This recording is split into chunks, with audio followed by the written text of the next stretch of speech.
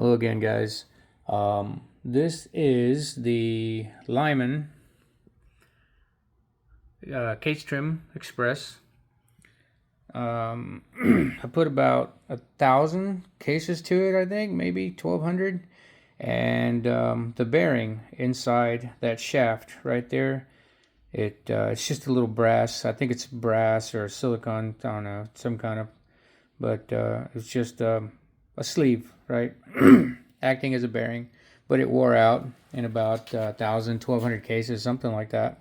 It might have been 2,000. It wasn't many, but it was inside here. It's still in there. What's left of it. So what started happening is, I'm gonna set this down here, guys. Kind of bear with me a little bit. I only got one hand to work with here. My left hand doesn't work. So what I did, what was happening was, I don't have a picture of it now, but what was happening was you see how that neck, the tip of it looks really jagged. Well, it was way worse than that. I mean, it left it really jagged, almost sawtooth looking, because what was happening was, so this is the piece that sits on the front there and holds the cutter, right, like that, and then the case feeds in through here and cuts. Well, when it's sitting on the end of this shaft I showed you before, right, this guy, it kind of it starts to cut, but damn it, that focus is having a really hard time, man. There. It starts to cut and it starts to wobble, like it starts to, do this bit. You can hear it going, making really nasty noises, because that whole shaft is sitting there going like this on the end. And it's really small. I didn't feel like trying to pull the bearing. Excuse me again. I didn't feel like trying to press that little bearing out of there. That little bushing is what it is. So what I did is I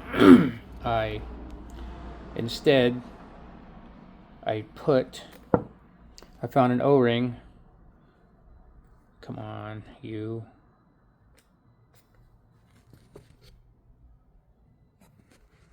There. Damn it. I found an O-ring, right here. And then I cut a groove into the front. Son of a bitch. Little bastard.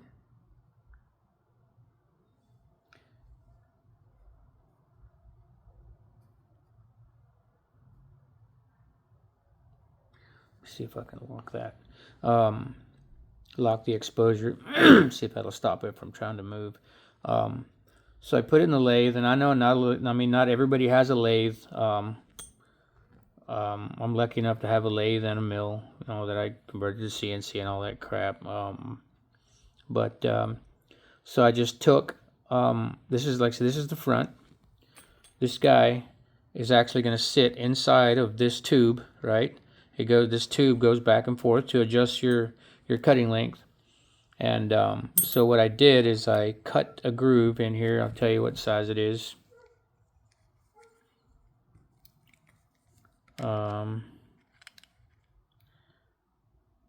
Let's see, the cylinder is 635 thou.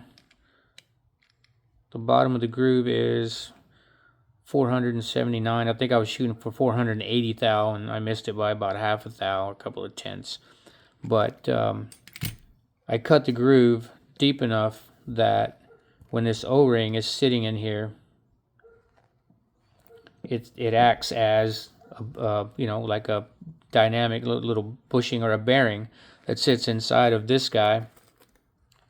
So when you put it in here, it's got like a little bit of a friction fit, not a ton of friction, but it's got a little bit of friction, and you can hear it when you when you start the cutter, right? Because the gears are always going to have a little bit of that load on them from this having that friction in there.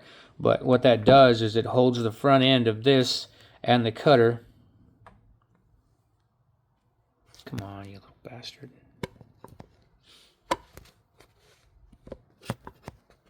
And the cutter,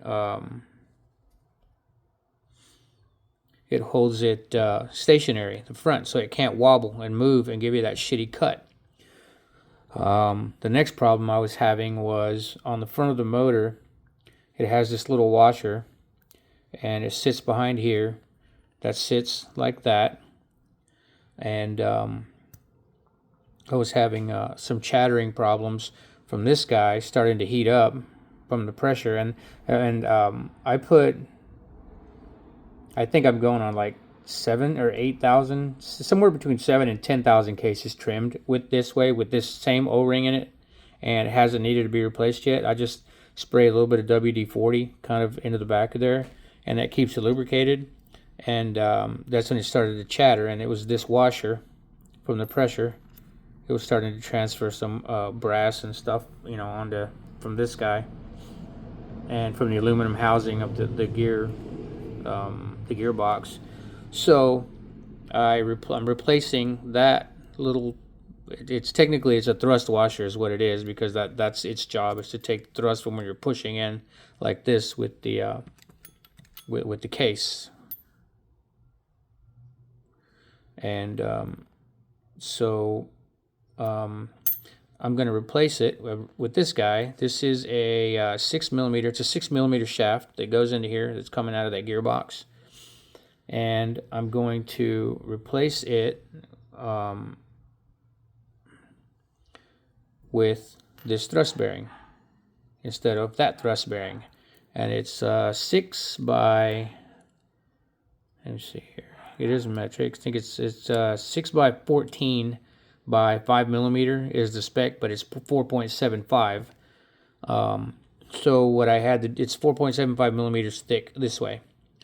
So that would have put this guy sticking way out on the end there. I would have lost 5 millimeters of cutting length, which not a big deal. I don't think it would have really hurt anything.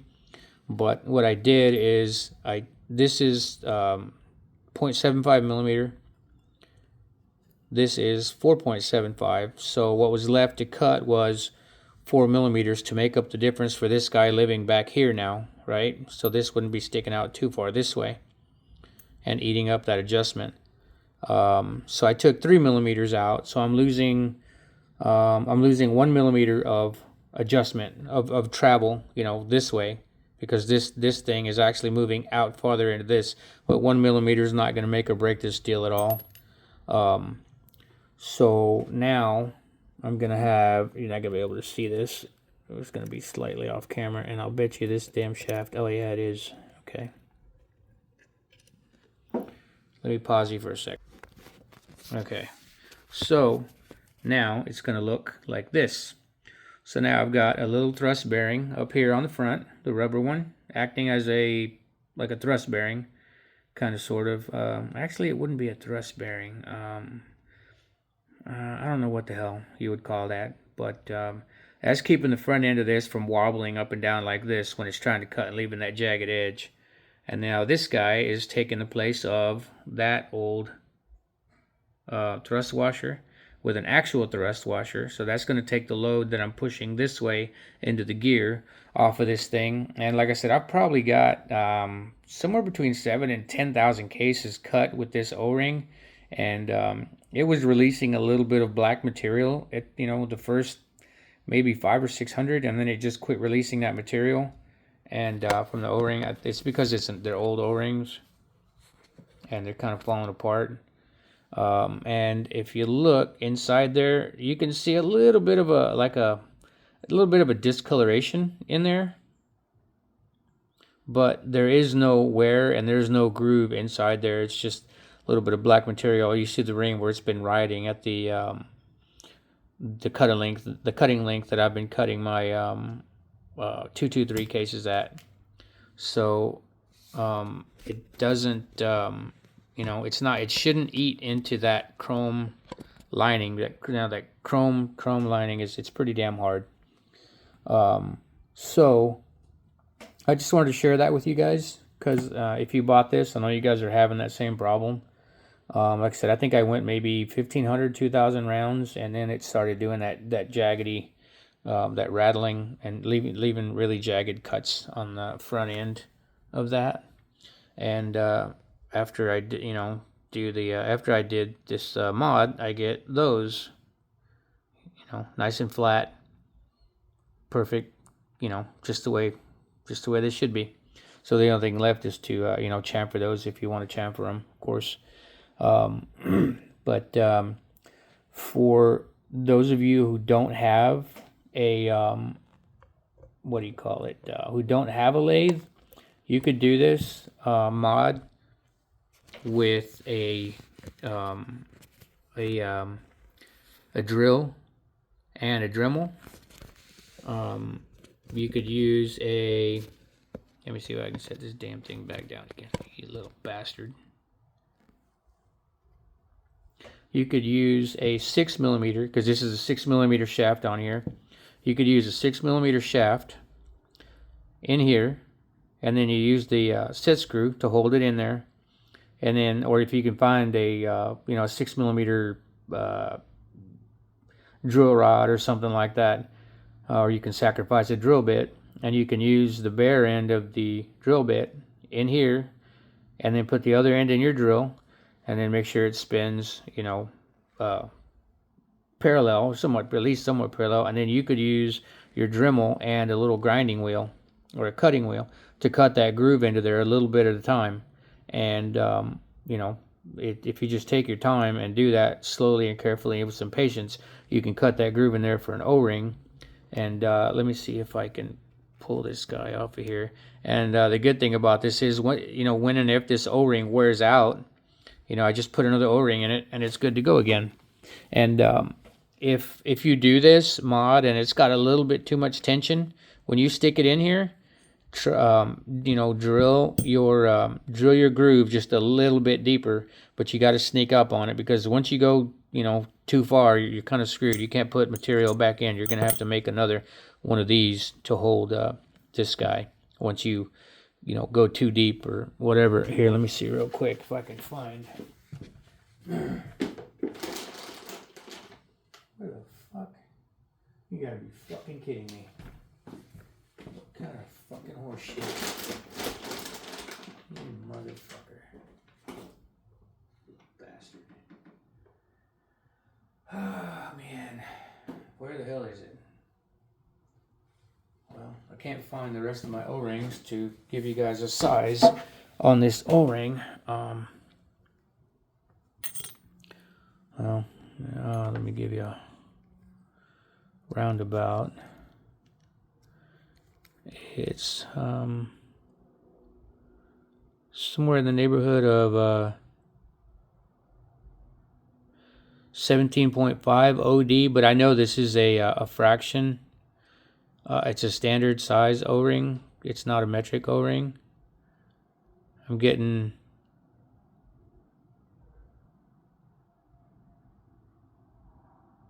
about 690 thousandths.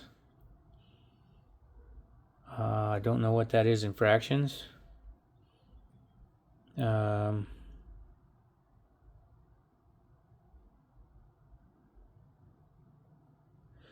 Looks like about 17.5 OD, give or take. And the inside diameter,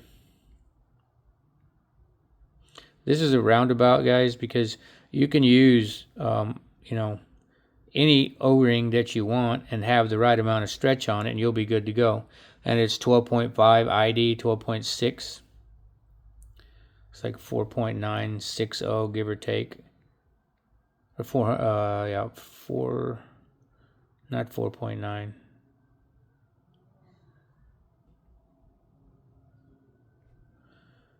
Uh, 498 thou on the inner diameter. But it's not really, super, critical on the size of this O-ring, because the depth of that groove is what's going to determine how much stretch you put on that O-ring. You could use an O-ring that's even smaller than this, half this diameter or thickness, and it would still work. You just wouldn't make that groove that deep. You just have to keep, however you're doing this, you cut a little bit, put your O-ring on, slide that on, and if it won't, slide in fairly easily, it's too tight. If you put it on and it's too tight, you're going to burn the motor up, right? So it's, just all you need is a little bit of an interference fit with the O-ring just slightly compressed with a little bit of squish on it. That way, when you push it in, this will be kept stationary on the inside of this guy when it rides inside of here, and that will straighten your cuts back out. And like I said, the thrust washer that I put on that shaft that I'm replacing this one with is a new deal, but that O-ring has, it's somewhere between 7 and 10,000 cases that I've cut with that, and with this same little carbide cutter that the original wanted. It's still razor sharp. But anyway, I just wanted to share that with you guys, because if you guys bought this, I know you had the same problem as me, or either that or you haven't got to as many cases through it as I've put through this one. Like I said, I think I got 1,500 maybe, somewhere in there, maybe 2,000 before it kind of, that little bearing, the little bushing went out. And then I went to this O-ring here. So hope that helps you guys out. Like I said, it completely fixed my problem, absolutely completely. And I think I can go about 700-800, sometimes 1,000 cases before I spray a little bit of WD-40, because this guy rides right about in there, somewhere back here, and you don't have to worry about debris getting in there, because this brass is way softer than the lining in here is, this chrome plating, so it's not going to eat it up. And when I pulled it out, it did have some brass on the front side of this O-ring, little pieces from cutting it, debris, but there was nothing actually riding on the inside of the O-ring. It fits tight enough that the brass can't penetrate and get past that seal and get into the top of there. So anywho, long enough. I hope this helps you guys out, and it really, it fixed my problem. And happy reloading. Appreciate your time. Have a good one, guys.